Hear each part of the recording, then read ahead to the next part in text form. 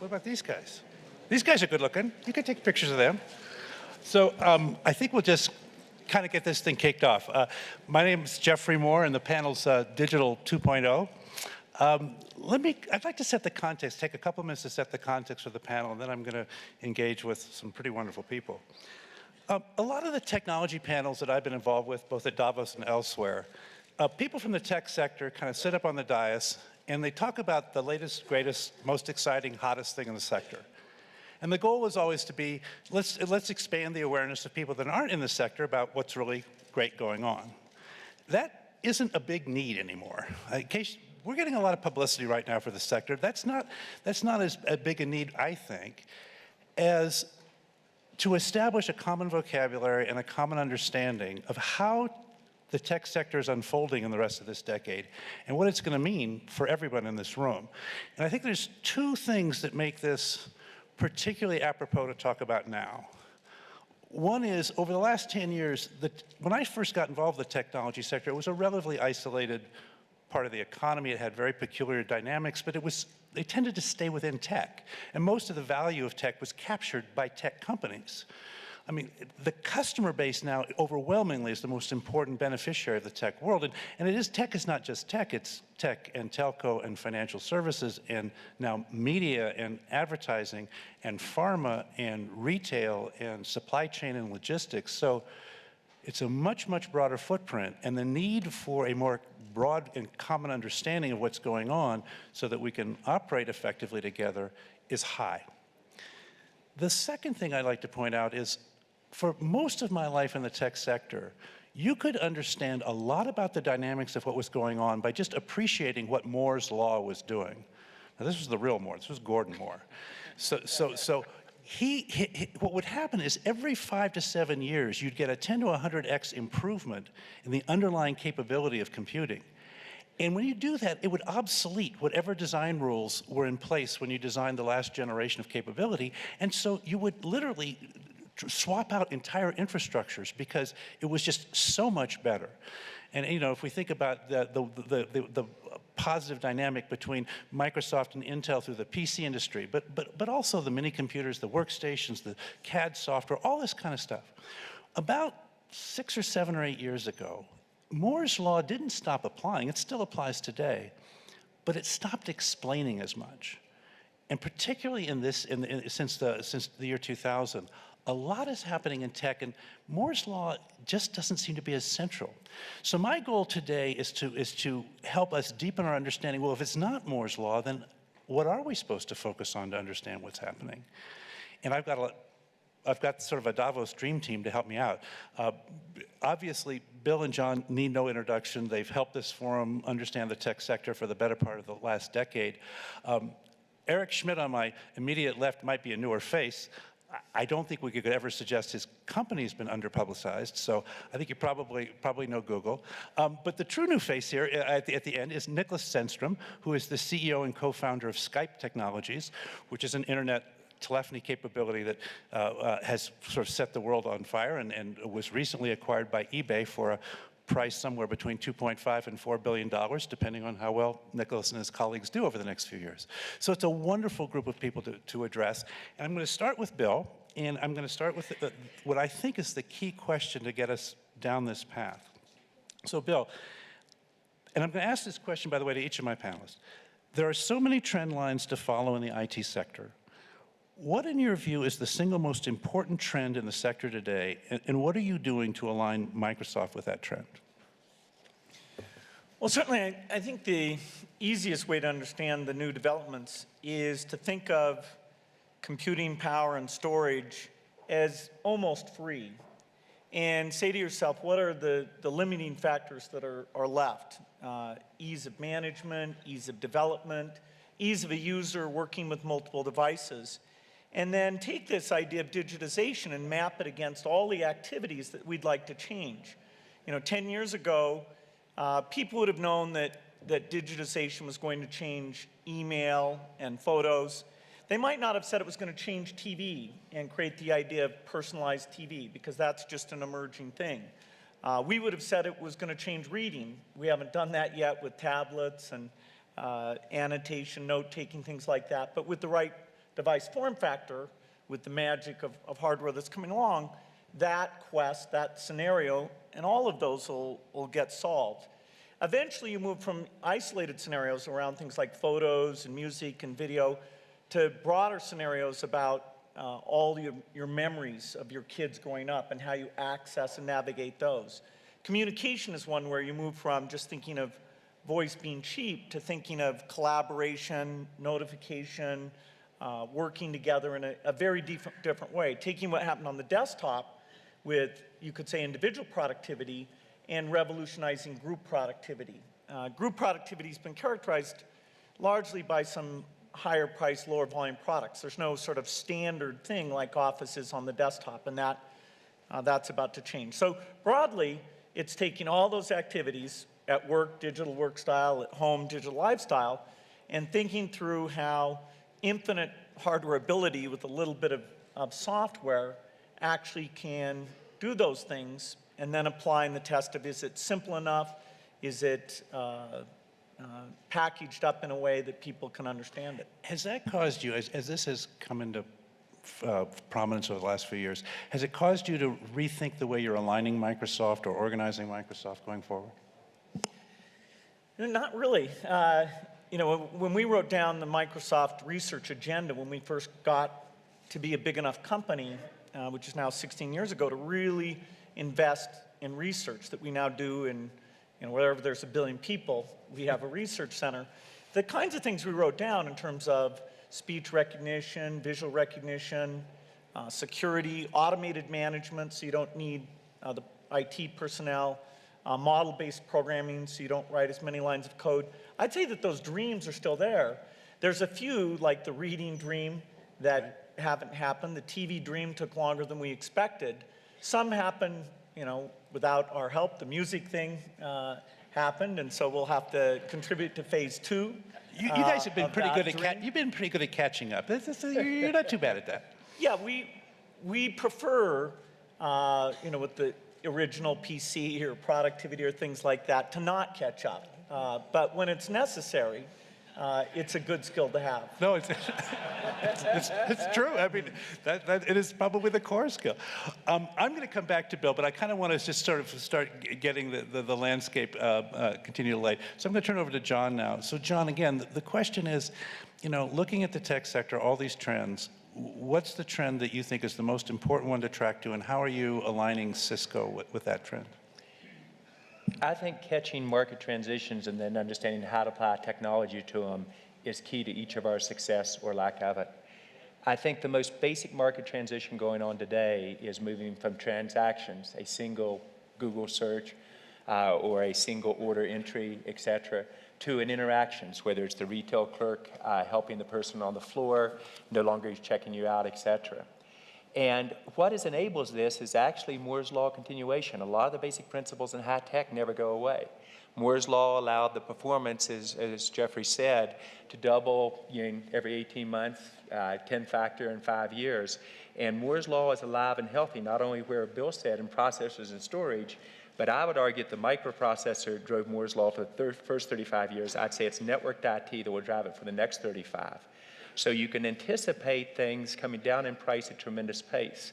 You changed also with data, voice, video, and mobility convergence. All of a sudden that allowed us to both move from transactions in these modes to interactions in ways that enabled new business models or new entertainment models. So I think it is that transactions to interactions base, but also the price performance of Moore's Law enabling these So I want to push a little at that phrase, transactions to interactions, because a lot of us in this room do transactions and have interactions.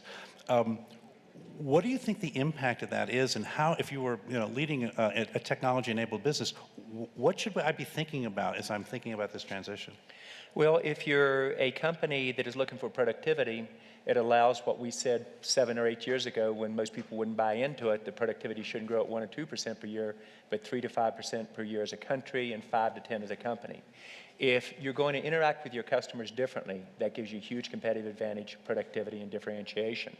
If you're going to interact internally in terms of how you build products across multiple BUs with customer advocacy, et cetera, it allows a speed of give and take that gives you, again, the next wave of productivity. From Eric's point of view, it might be how the consumer interacts or collaborates together. Okay, fair enough. Well, I'm going to turn to Eric. So again, just to get these points of view on the board here. Eric, again, the question being lots of trends. What's the one that you think is the one to focus on directly, and how are you aligning Google with that trend? Well, I certainly agree with what both Bill and John said. Something has happened in the last year or so. The technology that we've worked on for so many years, we've had demos of much of this for a long, long time, has hit some kind of a critical mass. We finally figured out a way to get all the networks to work together. We finally figured out a way to make some consumer devices that were very powerful. So as a result of the combination of all of these, and plus making them easy to use by sort of normal people as opposed to ourselves in the industry, all of a sudden, the rate of growth that is most interesting to me are people who are using this new technology to change businesses, literally to drive new markets, to create new industries. So a number of metrics, for example, that you might look at include the rate at which people are taking traditional businesses and making their services available online, and now they have a way of doing it to make money, not just defensively, but in fact as part of their business strategy. And they also, in many cases, use it to gain many, many new customers. So we've talked for a long time about e-commerce and the internet, and everyone's heard those messages many times. Now the difference is not only is it mission critical, but it's in fact a set of tools that will allow you to build million-person businesses very, very quickly. So yeah, so what are you doing to align Google with the capability? I mean, I do think that's part of what's dramatically new in the last 5 to X years, which is that a startup could access, I mean, just Niklas, just as a data point, and I'll get to you in a moment, how many years has Skype been in existence? About 3.5 years. 3.5 years. How many registered subscribers do you have today? About 75 million. 75 million customers in 3.5 years. We talk about a friction-free world. 2.5 years since we launched the service. Right. So it took Bill longer to get 70. Didn't it take you longer? Well, what's a customer? Is it somebody who pays you or not? Oh, good point. Good point. So we could get to an issue here fairly quickly. So how many of the 75? No, how many of the 75 million customers pay you some amount of money? So the interesting thing here is that, and that's what Bill said, that you have to think about the technology or the incremental cost for a new user, a new transaction, a new telephone call over the internet is virtually free. So it doesn't really matter from a cost point of view if you have a lot of people, a lot of users who are not paying for your service, because it doesn't cost you any money. But it creates a great ecosystem, a network of people who are then spreading your services to others. So we don't really think of like how, as a traditional telecom company, think about the average revenue per users. We don't think about that. We think about how many active users we have, and then how we can convert those to paying customers. Okay, I'm going to come back to this because this is, I think, there's a fundamental sea change in business model going on. But I'm going to get back to Eric here and then to Niklas, and I'll bet we'll have a pretty good dialogue here in a minute. So what are you doing to align Google with the fact that these hyperscale markets are now relatively available semi-instantaneously? Well, Google's customer is its end user. And what we do is we focus on end user value. We don't necessarily know exactly what end users want, and so we figured out ways of sort of managing innovation at scale. And so I think the secret in these new models is that you have to move very, very quickly. So you have to take these teams of technical people, you have to keep trying things. We run the company on a set of principles, around 70% in our core businesses, 30%, 20% in adjacent businesses, 10% in other new areas. Engineers have 20% of their time free to experiment in new ideas. Many of our new products come from that free time. So one of the issues about these scale businesses is that you have to have a principle, in our case it's end user value, and the second is that you have to have a culture and a structure of innovation that is continuous, because we cannot predict the future, but we know that we're sort of in the middle of it and we keep trying different scenarios. What is most interesting has been that with a focus on end users, we were also able to find some very, very good monetization strategies, which had heretofore eluded many companies. And I would argue as an outsider that virtually, at least all the monetization strategies I've seen to date are essentially media I mean, I would argue from an economic point, you look a lot like a media company, not a technology company. Is that fair, or am I missing something? Well, the majority of our revenue comes from advertising, and that may or may not continue. The important thing is that people need to be compensated for their intellectual property. So you need some mechanism. You need some mechanism, right, to make the value work, to get people to advertise, to sell products, to make e-commerce works, and so forth. Advertising has turned out to be a gold mine. There are other models probable, right? So various forms of subscription, various forms of pay-per-view, et cetera. Right, okay. But John, you Geoffrey, got your I'm hand up. going to comment on that because I think what Eric said was, it's so easy to blow past us without understanding the implications of it. Our industry is used to using IT or networked IT to enable our strategy. What is now starting to happen across all industries is technology not only enables the strategy, it drives the change and maybe even cause the change. So I would argue that Eric is using technology really to change multiple segments of the industry, and that's what we all attempt to do to gain competitive advantage.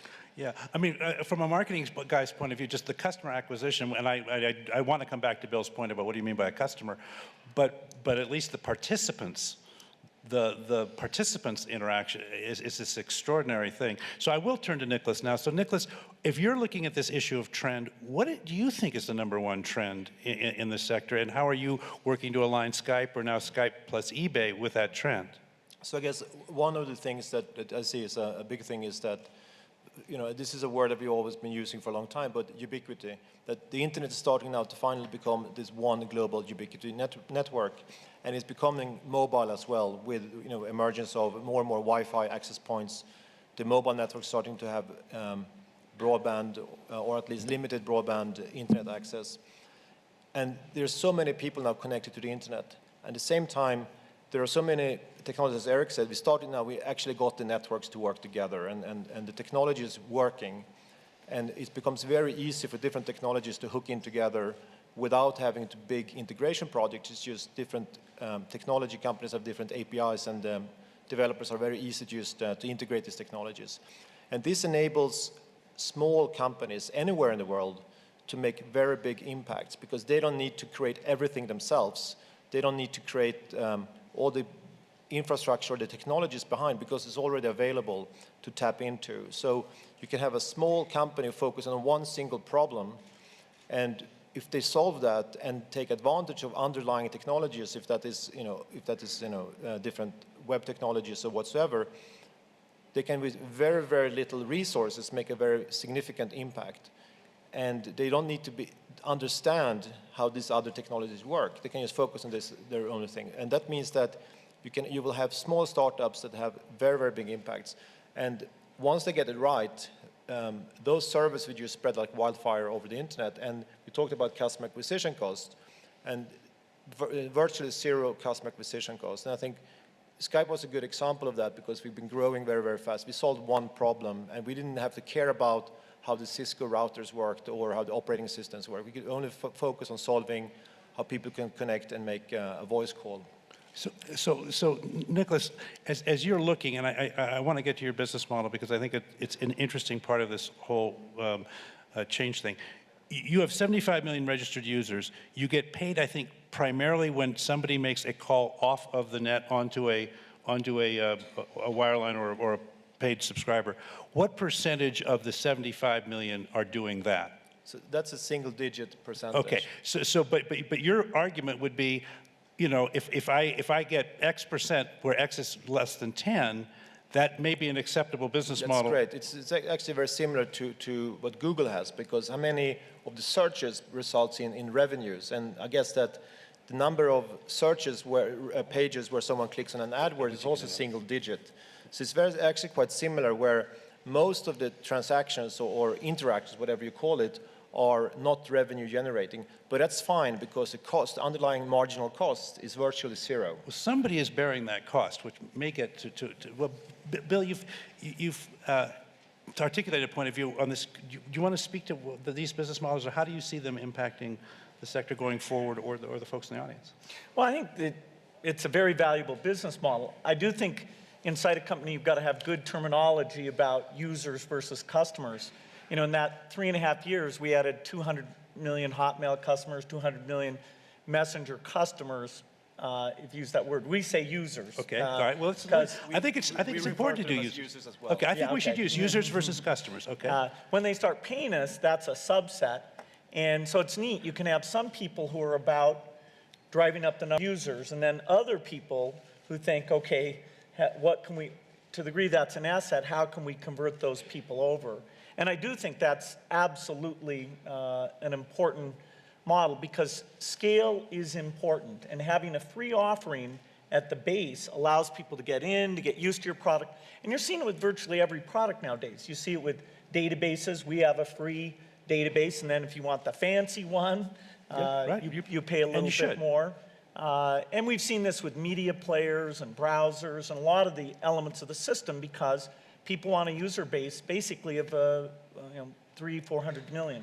And I know that you tease about companies in Asia, particularly China or India, who have gotten a lot of Microsoft software for free, but isn't that, again, a version of at least getting users and then at some point converting up to customers? Absolutely. The terminology is very important in that case. Geoffrey, Yeah, please. you want to distinguish between seeding strategies and fundamental business models. A seeding strategy is where you give stuff away for a while, and then eventually you up-convert them because they're critical, they're so forth and so on.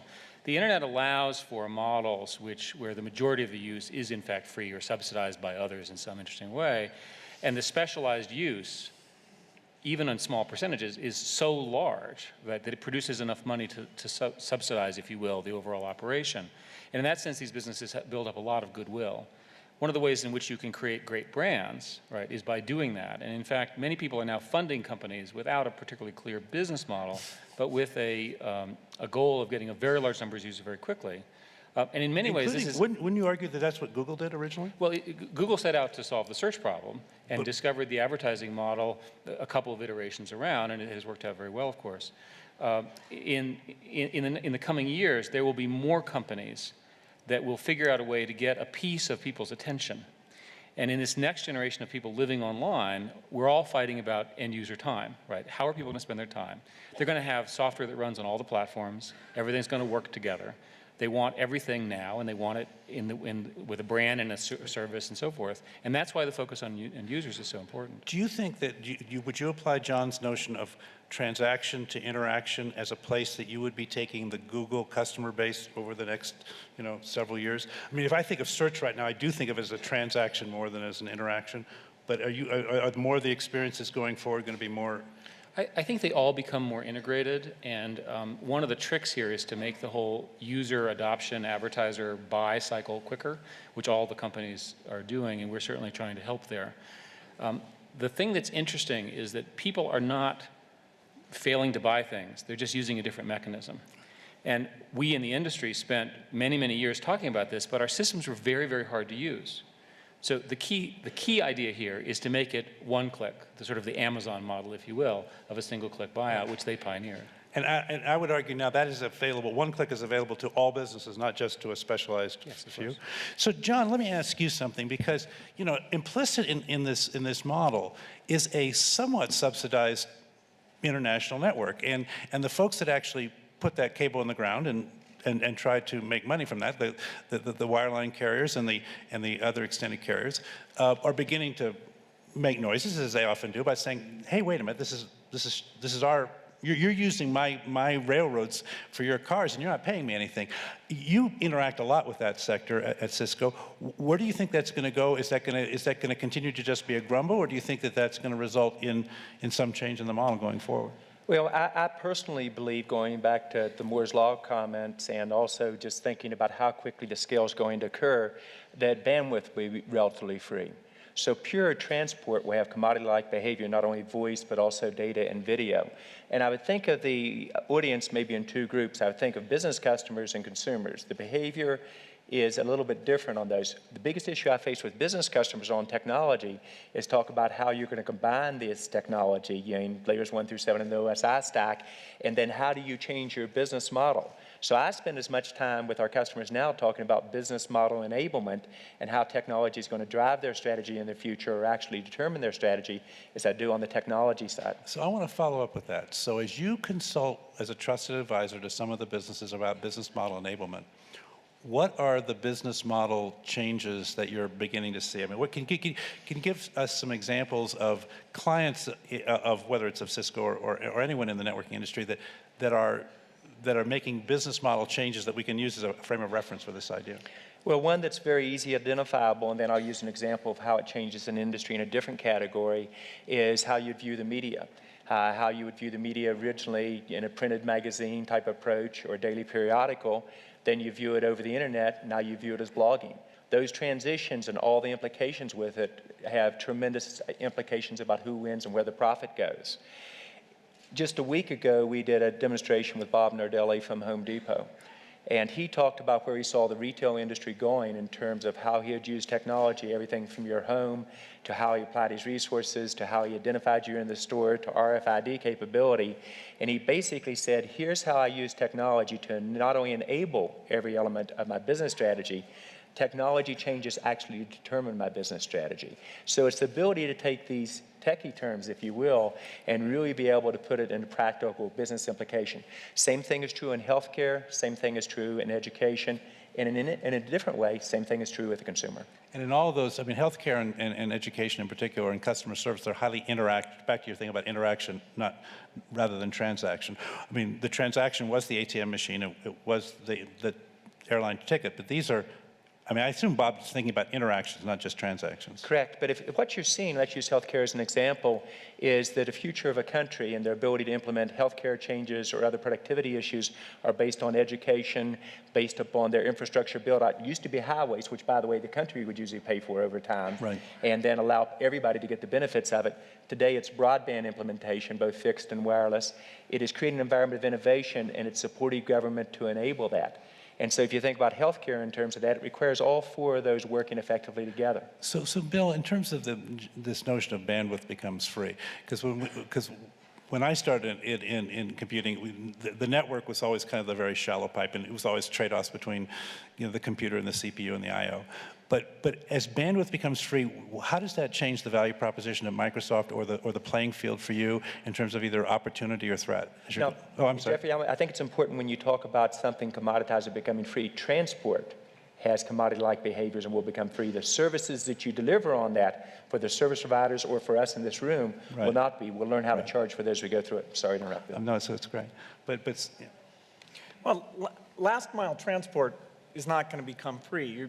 There's huge investments that need to be made there. There's, you know, getting $30 a month from an increasing number of people is a very, very good business. And so that's why we're seeing the investments in the build-out. In the backbone, yes, we had the commoditization of that, 8 years ago. So the new business model for a network operator involves taking things like a video service where they package up video that you would have seen come from, say, satellite or another, the cable network operator, and get that as a value-added revenue stream. And they're able to do it as a sort of breakthrough video experience where it's personalized advertising. It's, you know, when you watch the news show, you're only watching the subjects that you've chosen that are of interest.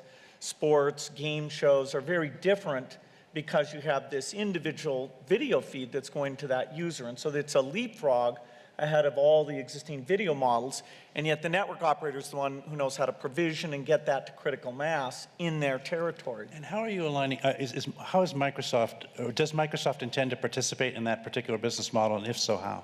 Well, we're the software provider to AT&T, Verizon, Bell South, Bell Canada, Deutsche Telekom, British Telecom, Reliance. The people who are pioneering those things are using Microsoft software to do it. Now, it's their customer, they control the user interface, they go out and get the video, but we're making it so that this idea of authoring up the guide and personalizing the advertising, that's just very straightforward for them as a way of getting network return.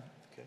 And one other thing I still have here. So digitization, we started talking about digitization and how so much is becoming digitized. I don't know if it was 10 years ago or whatever, but I know there was a time when you became very visible for your investments in images and in image libraries and whatnot. Where is that, and where does it have a key role to play going forward? Well, there's a modest-sized industry that Getty Images and Corbis are the two by far leading companies in, where you can go out and get great photography and historical or advertising type photography. And those are just good examples of businesses where the internet has completely revolutionized it. They used to duplicate these prints and send them with people running around and lose all those things. Now it's just a website, and you can get various rights. If you're a consumer, it's priced very differently than if you're, say, Time Magazine coming in to get those. So it's it's done quite well, but not by the scale of the companies represented here. Right. So Eric, and as you're looking forward and looking for, I mean, I think everybody here knows you for search. We know about the advertising model going to search. What do you think are some of these next things that are coming down the pike and some of these experiments? Can you kind of report out on early returns? Well, we've set out the mission of organizing all the world's information, and all the world's information means all of it. And there's a lot that is still not available on the internet or is difficult to find. So the most immediate thing people will see will be a lot more content, and you're obviously organizing that, finding it, and so forth and so on. Many of the people have been hesitant to put their information onto the internet broadly because they have been afraid of it being stolen. There hasn't been appropriate digital rights management, those kinds of things. Google and a number of other companies as well have built frameworks that allow you to essentially, as a publisher of information, decide the terms with which you would like to make your offering. You can rent it, you can own it, you can lease it, what have you. This is the price point, it's high, it's low, it's a subscription. So we're spending a lot of time trying to make that part of the framework work to enable things like the special image banks that Bill was talking about become more generally available. People who are cognoscenti know about them, but the average person is unlikely to encounter them. I can remember, 4 or 5 years ago, digital rights management was one of those phrases that was going through and trying to figure out when are we going to get that right. Where do you think the digital rights management infrastructure is today and in relative to where it needs to be in order to make this vision, Well, the panelists may disagree with my view on this. I don't think it's been solved yet. Most of the digital rights management solutions, the really, really strong ones, are too complicated to use. And the really, really simple ones have not had broad adoption. It turns out that the content industries represented here at the conference and the ones we deal with all the time really do need this problem solved. And they need it solved in a way that's easy for end users to use and is worldwide available. If such solutions are developed and broadly adopted, then there's likely to be a huge growth in revenue for those companies because the product's already ready. The infrastructure is already ready. So the content is ready, the infrastructure is ready, the customer demand is there. Now we have to open the door. So do either of you have a point of view about digital rights management in terms of where it is and where it is relative to where it needs to be? Well, it's certainly not where it needs to be in terms of having the kind of interoperability, the kind of simple rights models that people can understand exactly what they're allowed to do, what they're not allowed to do. And the content owners have been holding back, which has actually led to a lot of things being out there with no rights envelope at all, simply put out onto the internet. So we're spending a lot of time in the media companies making sure they know that the technology is going to do its best to protect these things, giving them some flexibility to the models, and yet making it simple enough that users can understand what needs to be done.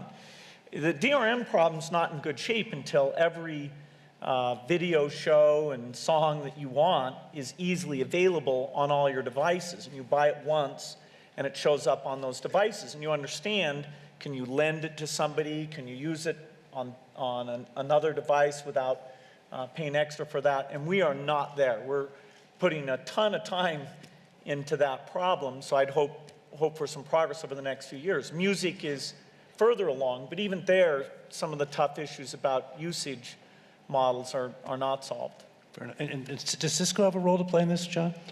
Well, I think the larger issue here is that by the time something becomes obvious to everyone, it's too late. So whether you're the content providers or the implementers of distributing that, et cetera, you've got to anticipate where the market is 3 to 5 years out. And that's one of the toughest things to do. And one of the neat things about the World Economic Forum and our various IT and service provider breakouts, it was the ability to go back and forth on those issues. And I think Ben said it best from BT. He said, I have to decide now where I think I'll be 3 to 5 years out and position myself for that. So I think we will solve those issues and have multiple ways of implementing it. So you've got to decide your business model well before they're finally solved, and then say, now that it's solved, let me think about how I'm going to distribute it, how I'll make profit in this new model. Okay. I want to go back to Niklas because Niklas, Skype, I think, it captured everyone's imagination. It's now part of eBay.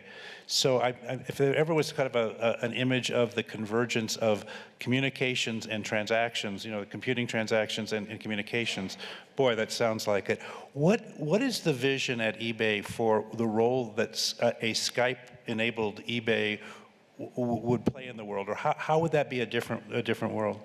So, eBay set out to remove all frictions in a transaction and e-commerce transaction.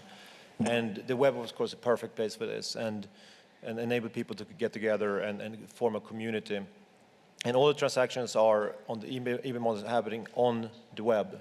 There's actually a lot of people, or a lot of sellers who don't want that to happen. They want to get potential customers to come to them, for instance, call them.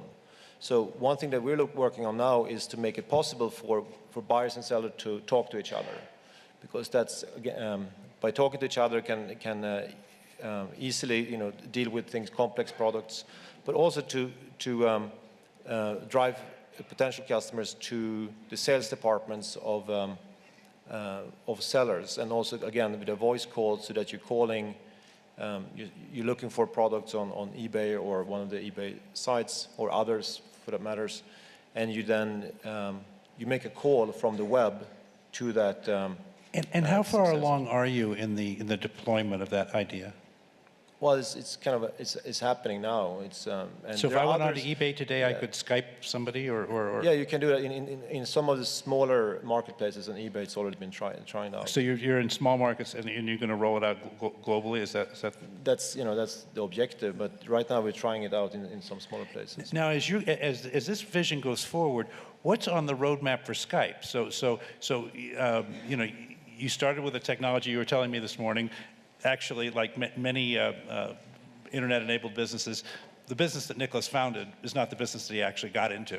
To Eric's point, we kind of sometimes we call it, if we're feeling intellectual, we call it emergent. If you're feeling a little more just accurate, you might say we make it up as we go along.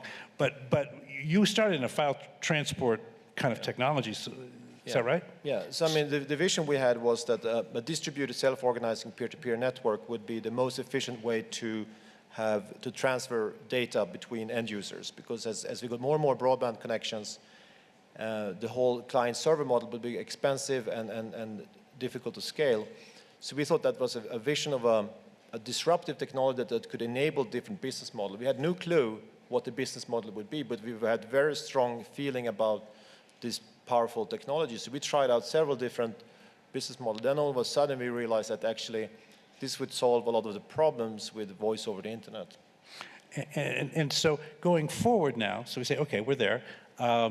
You solved this problem, or at least you certainly made a very important step forward in this problem. Where are you going from here?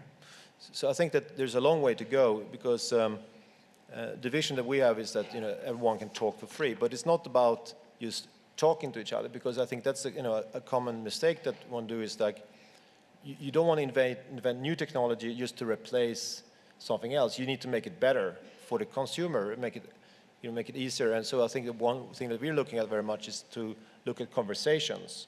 So it's not only about voice, it's about combining voice, video, presence, text messaging, but also make it ubiquitous. Today is very PC-centric. You need to be able to use something like Skype wherever you are. And that's something that is becoming possible because others are building networks. And you get mobile Wi-Fi networks, 3G networks. So definitely. So Skype will go onto the handset. Today it is a PC-enabled capability. Is that correct? Primarily PC-enabled, right. But it's going on the handset as well. So Bill, what is the impact on like Microsoft Office and all those technologies, where now all of a sudden the communication stream is potentially part of the total resource available? Has that changed the development agenda at Microsoft? Well, certainly when you want to have a conversation, you want to have it about a topic. And the idea that you can take who you're going to call and immediately present the collaboration, the email, the calendar events, the notes that relate to that person you're going to talk to make a lot of sense. The fact that once you get them on the phone, maybe there's a business plan that's an Excel spreadsheet that you want to work on together, make various changes, see how it looks. It makes a lot of sense. So the idea that the communication stream is coming onto the PC lets us add value in a pretty dramatic way. Your contact list is going to be very rich in terms of indicating who you want to allow to interrupt you at various times and which device you want to take that call on. Eventually, you get rid of things like phone numbers, and you even can take the logic that you might have had to use an administrative assistant for or something and get that into the software so that everybody has that working on their behalf. So there's a lot of change in that it's not just a phone call, and the way it integrates into the Office and collaboration software we do. And are you, in Microsoft itself, how active or where do you see yourself in terms of using these kind of capabilities to re-engineer or improve processes at Microsoft? Is that a high part of the agenda, or is it just, how does it work? Well, we've got a product called Live Meeting, which is about being able to connect up PCs and show things to customers or work internally. And we've dramatically lowered the amount of travel we have to do, because once you get to know somebody face-to-face, then there's a lot that can be done through this live meeting type capability. And so we're able to evangelize it to our customers very well just by you use it yourself. Showing it. And the adoption, this is another thing where the client is a free client. If you're just being connected to, you're not paying anything. You just click, download something, and boom, you're connected up. So John, when we talk about this a lot in the tech sector, we talk about voice, data, and video. I think most of us don't have much imagination about what the video part is. I mean, I think we get it as consumers very quickly, but I think you've done some evangelizing at Cisco around video in a business context. Could you just share a little bit of your learnings from that? We originally communicated with our employees primarily by walking around. Then we began to use email. Now my primary way used to be voice. Now it's video on demand. And so literally these combinations are coming together. But going back and tying together Bill's point that he just made, we believe that if we were doing this panel 5 years from now, and maybe even quicker, it'll be like Star Trek. It'll be Scotty, beam me in here. And it will be the capability, because of bandwidth capabilities and lower price points, that your interactions will be not only video with voice that works at the same speed on a PC like we see it today, but your ability to collaborate and have meetings in very unique ways. But if that's all you do, and an IT professional or 2 or 3 of them have to set it up for you, it won't really take off. It's the ability to integrate it into your calendaring. It's the ability to integrate it into your other processes and unite it. So what you're seeing is all of us head toward a common vision. But if I keep going back to a basic theme, you have to bet now for where the market's going to be 3 to 5 years out and identify those transitions that will occur. So what's the toughest bet you have to make right now? The toughest bet that I have to make right now is, will the technologies be as tightly coupled as I believe they will be? In my terminology, a router, a switch, security, storage, IP telephony tied into the data center, across networks in the home, service provider, and the enterprise. And we bet very heavily that that would be done with first a very loose architecture and a very tight architecture, and that we could do what each of us strive to do, but very few tech companies do, which is to be a leader in more than one product area or 2 that have rapid growth and good gross margins. At the current time, we're in 10 product areas. We'll continue to do well if they really come together the way that we think. So that's the biggest bet we've made. And the bet is you think of the bet as a new product area? I mean, is that the classic way you make a bet? No, I think of the bet as an architectural change, a market transition that's going to occur that enables convergence across a combination of networks, anytime, anywhere, any mode, data, voice, video, mobile or not. And then how does this occur? And then also, how do you enable your business customers, your consumers, to take advantage of this architecture? Okay. So thinking about a major use of that architecture, Eric, I want to go back to you. So this is a very compelling sentence that Google says: our job is to organize the world's information. We're pretty sure it's disorganized, so I think there's going to be quite a market. But help us understand the landscape here. So right now you have this extremely far-reaching search capability. What's left to organize? What are the major chunks of information? How do you think about the world of information at large? How should we think about it? Well, there's books, magazines, television. There's a lot of information that is not yet fully available on Google. We just introduced a product called video.google.com, which, at least in its first rendition last year, was the primary way or a primary way of taking the movies that people are making on digital cameras and putting them somewhere. And of course, they have to be searched for and found because there's so many of them.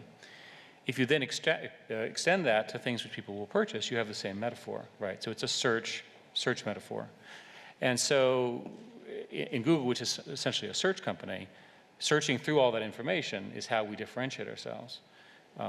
In video, as the content comes over, people will be able to see whatever they want. They're going to have to look for it and find it. That's search. So information here really means digital information. Do we have a decent paradigm for, do you have a, I mean, when I think of video search,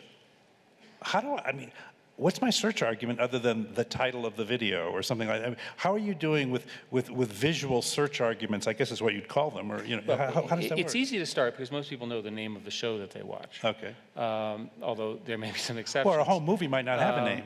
And maybe sometimes that's good if you've seen the home movies. Yeah. So usually there's a brand associated with it. Okay, and so usually that's a first order approximation. once the brand is established, then it's easy. Most people want to see the most recent thing, for example. Okay. And then if they have a historical argument, then they know the date or the subject or whatever. Okay. So people are very, very good at looking for information if they know what they want to look for. So now I want to go back to the books because, as you know, there was a very visible interaction between you and the caretakers and custodians of the books.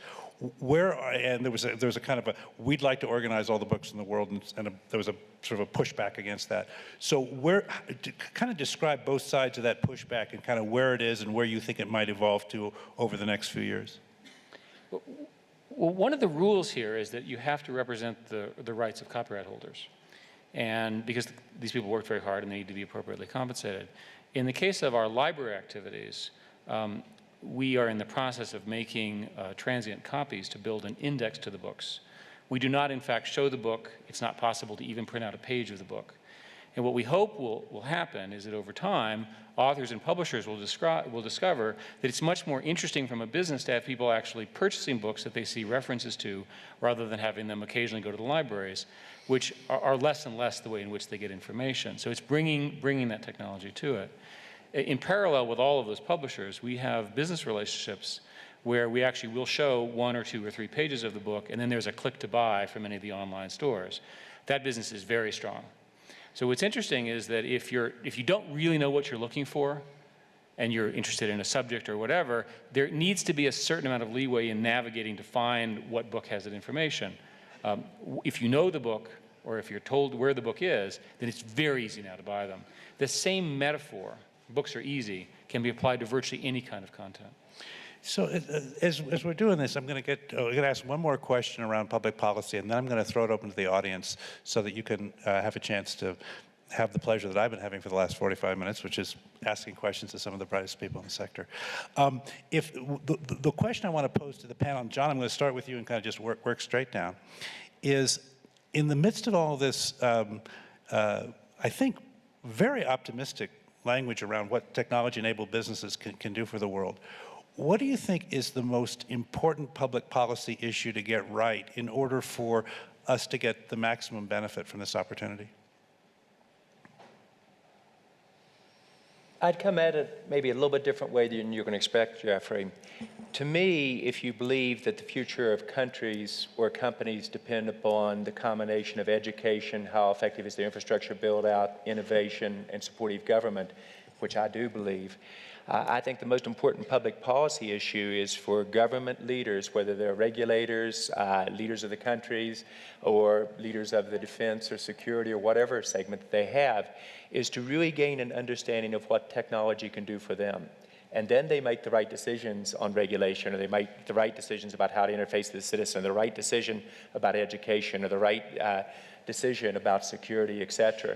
So I think the most important public policy issue is what you're seeing here at World Economic Forum, which is government leaders coming and learning and beginning to understand what technology can do to not only enable their strategy, but perhaps to determine what their strategy should be. Just to get a little more specific and say the next year or so, Cisco it does have some presence in Washington. You do have dialogues with legislature. Is there a particular item on the agenda, either in the U.S. or maybe it's in a different part of the world, which needs attention in an interesting way, like soon?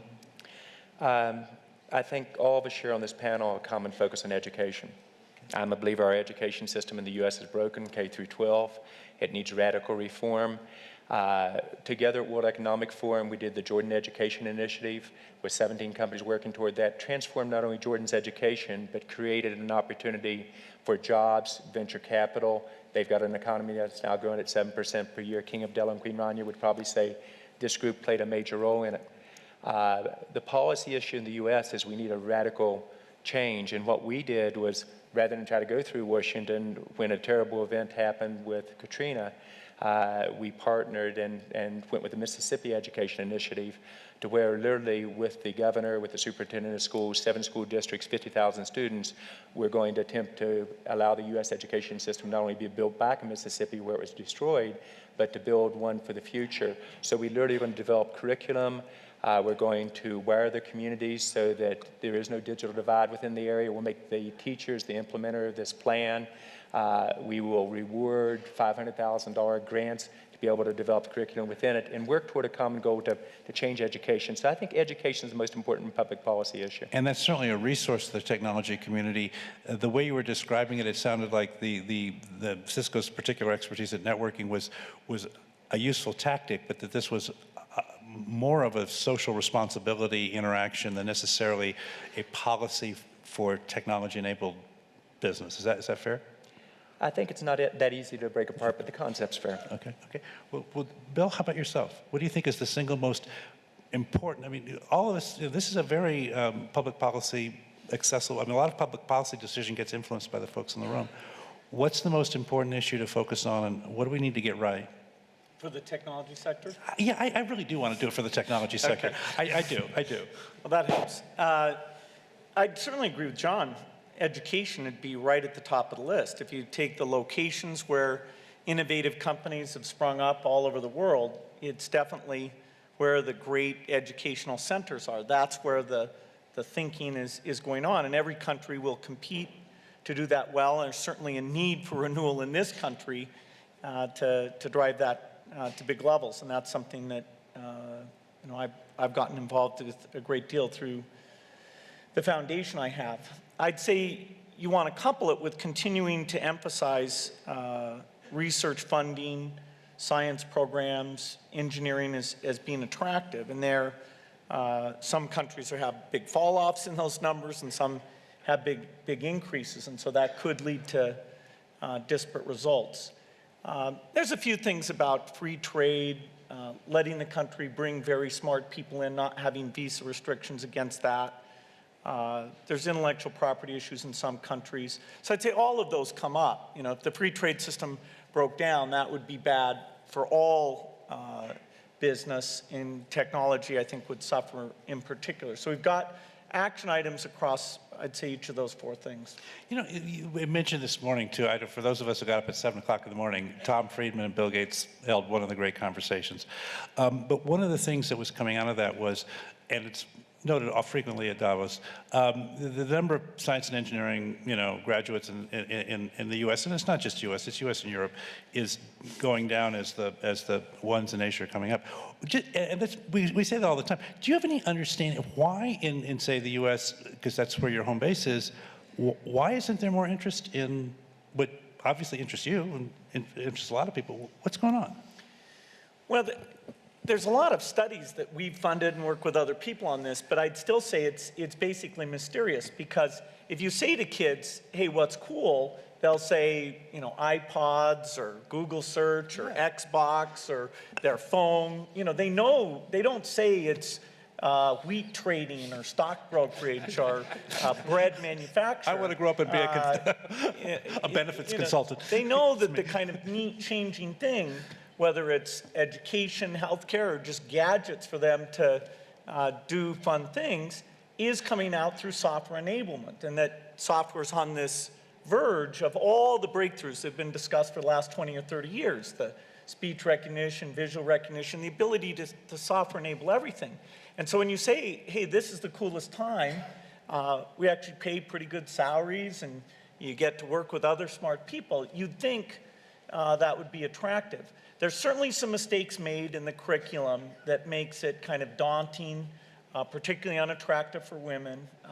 You don't see the payoff, so it's a little bit like we say, cross the desert, and you're going to go through a lot of math. You don't know why you're learning. It's not well motivated. That's a very big thing on the 1,500 high schools the foundation is funded, is to deal with this relevance issue, and they do that through themed high schools. The themes can be anything: art, construction, makes it relevant. outward bound, something that you can only teach them enough, say math, to solve how do you want to bid to make this a house or make sure it doesn't fall down. And there's some work going on at Princeton about taking these boundaries of the curriculum and changing them in a pretty dramatic way that I think are fairly exciting, but it's somewhat unexplained. In India, it's easy to understand why engineers are, that's an attractive thing, because they see that's the role model where the neat jobs, the great salaries have been created, so they've got a virtuous cycle that's kicked in there. Makes sense. So, Eric, let me ask you now. So, in terms of public policy, lots of places it could focus. What do you think is the area that we need to get right in the reasonably short term, relative to technology, that will create the best outcomes? The one that's going to come next, I think, is going to be the issue of the rights and responsibilities of governments and citizens and all the various other players with respect to people's lives online. We now, because we have GPS-enabled phones, we can search things, we can build these massive repositories and so forth, we managed to collect a lot of information, whether it was deliberate or not, and exactly who has access to that, what the rights are, the issues of identity theft, and so forth, are going to loom very, very large in the end user's mind, in the citizen's mind. Governments, for example, in Europe, there's a European Data Initiative. There's a number of such initiatives around the world, and they don't agree. And these are issues not just of politics, but also of culture, of rights, and so forth. And one of the things that could significantly slow down this very rosy picture is bizarre or unreasonable laws, regulations, or fear on the part of end users who are dying to use these things but are afraid for whatever reason. I will say that to all, and I agree with what John and Bill have already said, one of the places to look to see where we're going to get a lot of learning is in the Asian usage model. Asians, if you make a broad statement, are using mobile phones a lot more than anything else. They're using them in clever and interesting ways. There's a lot of new, very interesting applications being built in those markets. They have a tremendous technological advantage and distribution advantage in many cases. So one of the ways in which our world is going to be sort of moderated is because we're going to see innovation coming from places that we have historically not expected it. To what degree do you think the identity theft happens to be one of those phrases that strikes fear into virtually everyone's heart? So to what degree is that an issue of public policy? To what degree is that an issue of technology solutions? I mean, how do you see the balance there? Well, in fact, it's both. And various governments are enacting all sorts of laws about this, are busy prosecuting the worst offenders, et cetera. And there are many good technological solutions coming along. So again, it's more the fear that causes people to withhold. We talked about e-commerce, electronic commerce 5, 6, 7 years ago. It took a long time for people to actually believe that their Christmas presents were going to show up without their credit card being stolen and roughly on time. Right? That in and of itself changed the industry. So there's a kind of a performance norm that just has to have a certain amount of time. People have to become acculturated, and the quicker we can get people to be comfortable, the quicker these businesses can grow. So Niklas, from your point of view, again, what do you think is the most important public policy issue to get right in order to, for us to benefit in this technology-enabled future? As you said, Jeff, in the beginning, that the technology industry is now touching so many other industries. If that is, telecommunications, media, entertainment, whatsoever. So what happens is becomes very complex issues to deal with because you have regulations and laws and spectrum allocations which are dated from a very long time back when we had different types of technologies. And also back when technologies and were very much predictable, it was easier to understand how would a mobile phone network work, and over 10 or 15 or 20 years we're going to have this type of mobile phone networks, and we allocate frequencies. This is how telecommunications regulations would work. Now the landscape is we have completely different type of technologies solving similar problems. And all these industries or the technology industry is now touching all these other industries. What's important is that policymakers, if that is from regulations or if it's allocation of frequencies and other things, should make the danger is that if those we're applying those policies, regulations that was constructed for all technologies, because that's going to hinder the evolution and the creation of new technologies and new opportunities. The other thing is the cross-border nature of this, because the internet is clearly a global network and has no borders. And policies made in one country has impacts on others. So I think it's a challenge, I think, for policymakers to set policies which are global. So I think that, and there's also an increased competition, obviously. So there's probably a less need for regulations. I think that more and more hands-off approaches, but making sure that you're protecting some basic consumer rights, like obviously privacy becomes extremely important, as Sergej pointed out. But I think that's probably the most important. So let me summarize what I think. I'm taking away 3 vectors that I think are things that every one of us in this room should be watching about in our sector. One of them is the digitization of everything. So all of a sudden, as the world becomes represented in a digital structure, it changes business models. Information about the world becomes sometimes more valuable than the asset in the world itself. And thinking about digitization, I think, is huge. I think the second issue about this issue of going from transaction to interaction, which I think is the convergence of communication and computing. So communication is fundamentally interactive, and computing came from a transactive heritage. And the notion of those two things coming together, what would that do to your business? What would that do to your world, to education, to healthcare? Some of the things that John and Bill and folks here have talked about. And the third thing is this notion that this extraordinary thing that the tech sector has had almost from birth, which is that things become free, or they don't really become free. As Bill pointed out, there's always a business there. But if it's $30 a month for the world, as opposed to $30 a month for 4 channels, that's a pretty good $30, right? And so asymptotically, it starts approaching free. And so a business or a community that does not take advantage of a free resource leaves itself at minimum at a competitive disadvantage and potentially an opportunity disadvantage, or at least they're leaving opportunities on the table going forward. So the notion that if you think about computing as free, if you think about transaction interaction, if you think about the digitization of everything, those are at least the 3 that I'm taking away. Now I'd like to, at this point, turn the opportunity to interrogate these gentlemen over to you. And I'm going to see a hand here, and we'll just bring the things, and if we can bring up the lights in the other part a tiny bit, or maybe they are, and I'm just blind. Could you just introduce yourself and are we going to? No, okay. If you just introduce yourself and then ask the question. My name is Sohail Seth. I'm from India, run an advertising business. My question is to Eric. I'm a bit confused if a business model like a search model is based in the manner it is, because there is a paradox to privacy. That's one. 2, my concern is, when does a search business become a sale enterprise?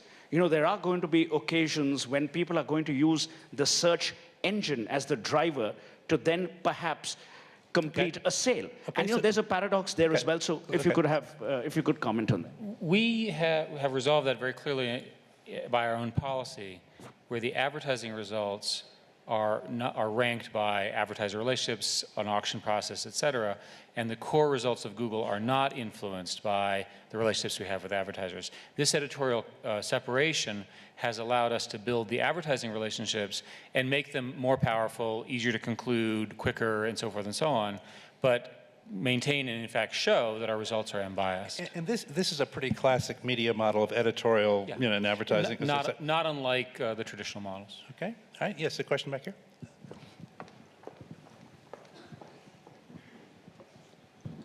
My question is to Mr. Bill Gates and has to do with education. Oh, and you are? My name is Jacques Markovic from Brazil. I'm a professor. So my question is the following. Do you think that overexposure to digital connections might inhibit entrepreneurial attitudes? Do you think that if I see my students sometimes so much overexposed that they get detached from the real world? They have the impression that they find the real world through the internet. Right. That's a great question. That they detach from the construction of society. Right, that's great. So this notion of the digital, does the digital reality and somehow take over in a way that's counterproductive? Yeah, that problem came up with books. When books came along, there was a lot of concern that people were reading instead of going and doing things. And the word bookworm was almost a derogatory term. Certainly it applied to me. And It turned out okay. I didn't think I don't know if okay, I did turn out to be an entrepreneur. And so I don't know, all these things are in moderation. I do think if you take passive TV watching versus using the internet to go out and find things and see things, that interactivity element is better, that it's more enriching than other things. But you don't want someone to stay away from books or the computer altogether. You don't want them to stay away from outdoor play and activity altogether. I do think I envy the kids growing up today in terms of anytime they're curious about things, they can find things out. And it's a wonderful way to not let your curiosity die, to think, okay, I can figure this out. I can put these pieces together. So I'd say even if you balance out whatever drawbacks there are, it's 100 times more empowering than whatever we had before. Fair enough. Other questions? Here, right here? And then you'll be next. Hi, Karl-Heinz. Hi, I'm Stephen Johnson. I'm the author most recently of a book called Everything Bad is Good for You, which is partially a defense of video games. And it's interesting that gaming really didn't come up thus far. Bill mentioned the Xbox, but I think for anybody under 25, it's really driving most of their media use and technology. So 2 questions very quickly. One, do you guys play games? And secondly, in terms of education, do you see some use for applying the kind of structures of gameplay to schools? I'd like the second one to get the most answers. Just a quick, do you play games, Niklas? I don't have Eric? time. No. I don't? I do. Yep. John? I learned how to fly. You learned how to fly. Okay, he learned how to fly. Okay, but now I think that this question about, John, let me start with you. So, because you're interested in education, we were talking about that just a minute ago. Do you think there's a relationship between the game and the things we're learning from the gaming industry and education? I really do. If you think back to the Jordan Education Initiative as an example, the way we get young people, Bill, interested in math and science in kindergarten, first and second grade was using computer games delivered over the network in Arabic that allowed them to learn math and science, kindergarten, first and second. It got the girls, the boys equally as excited. So I think actually it really enhances your learning and it allows you to make it fun at the same time. Then you don't lose them in 6th and 8th grade like we do today. So, Bill, I mean, Xbox, when you hear about it, of course, it's all about, these way cool, video experiences, which in and of itself, as far as I'm concerned, is fine. Is there another agenda around the education thing with Xbox, or is it just let the market do what it does? Well, first, I think this book is one people should read pretty broadly. And the title again is Everything Bad is... Everything that's bad for you is good. Did I get that right? Everything is bad is good for you? All right. And it's so counterintuitive, and yet I think it makes a very compelling case about this. And it really does fit in with what our foundation has found in the educational sector, which is a lot of the failure to achieve is not challenging the kids enough, not making it interesting enough. And so paradoxically, when you make it tougher, you get a higher level of engagement. Xbox is taking the involvement to a new level by having this live capability to compete with other people, to watch the best players, to enter into contests. The only reason I don't talk about it a lot is if I talk about Xbox on a panel, everybody comes up and says, how do I get one? Sure. Because we still can't a make little it. behind. But 6 months from now, I may not have that problem. That's a problem with hardware. You should think maybe more about software. Well, yeah. Karl-Heinz, Karl-Heinz, by the way, is one of the tech pioneers here who's, I've been having a chance over the last 2 days to work with the tech pioneers. I have to say it's the single best institution I work with at Davos. I'm just really proud of him. Go ahead. Yeah, my name is Karl-Heinz Land. Thank you, George, for introducing me. And I have a question for Bill and for Niklas. Actually, I heard from Bill, he's mentioning voice recognition, visual recognition. Niklas is speaking about voice portals. Do you believe with the change from IP world, telecommunication, what's happening right now, that the networks becomes commoditized for the telco carriers? Do you think that really this is the start for, let's say, a vocal net, a voice web? So we will see that in addition to the existing internet? Niklas, I'd like you to start for just. So first of all, there's definitely not a commoditization of networks. I think that, as we talked about before, that obviously like bandwidth per se is something that's going to be free, but you're paying for the access. And with regards to this term of the voice internet or whatever, I think that's like it's not like either or. I think that's it's all about how do you interact with a network different times. For instance, if you're driving a car, it's not a good idea to be working with a laptop. One of our guys did that, and he had a car accident. And it's much better to talk to the internet then. But then, of course, it's very limited. It's much more of a challenge to get that interface. But I think for some limited things, it's definitely a good idea. But so I don't think it's an either or. And before I give it to Eric, is there any voice-enabled search initiatives at Google? We've looked at it. And it's hard because of the ambiguity of language. You can do very good answers on trained sets with specific categories. It's very hard to do it in general for everyone all the time. One partial answer to your question is that if there is a voice net, it'll be a part of the internet. Okay.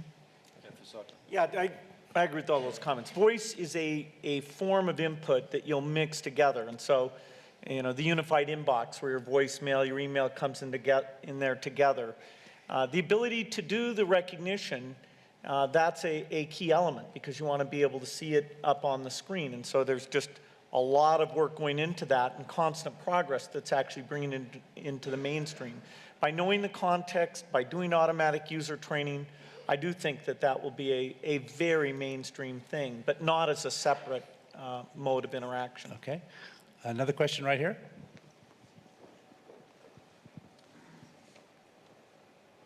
Well, pass it along. Hi, I'm Ed Scott. I used to be in high tech a long time ago. Are you recovering? I am. Okay. I just wanted to ask Eric if he'd comment on both sides of his recent issues in China.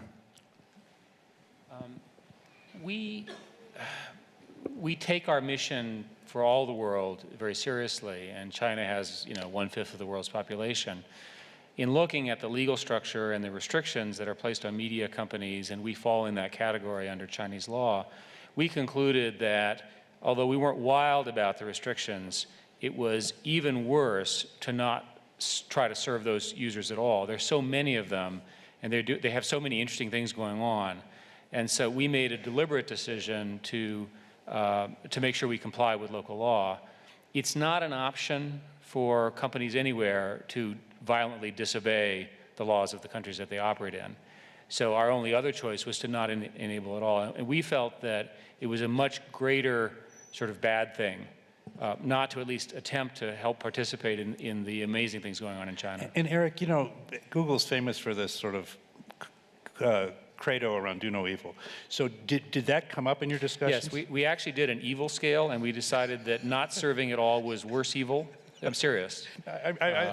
And we spent a great deal of time discussing this. It took us about a year to make this decision. But that's do less evil.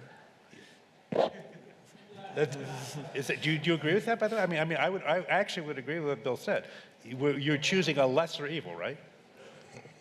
I think this is a semantic question. The fact of the matter is, no. But I mean, I don't want to be caught in the rhetoric. No. Okay. There's an important principle that Google has run for the end users, and there's an awful lot of end users in China who, in our, perhaps biased judgment, would like to use our products. No, I think that's fair. And I think that is at least a principled decision. Tom Friedman actually had a great. He actually had 4 different reactions, and they kind of spanned the entire globe. And he was trying to decide he's going to write a column about it. So look for Tom Friedman in the Times, because I think he's kind of tried to sort that out.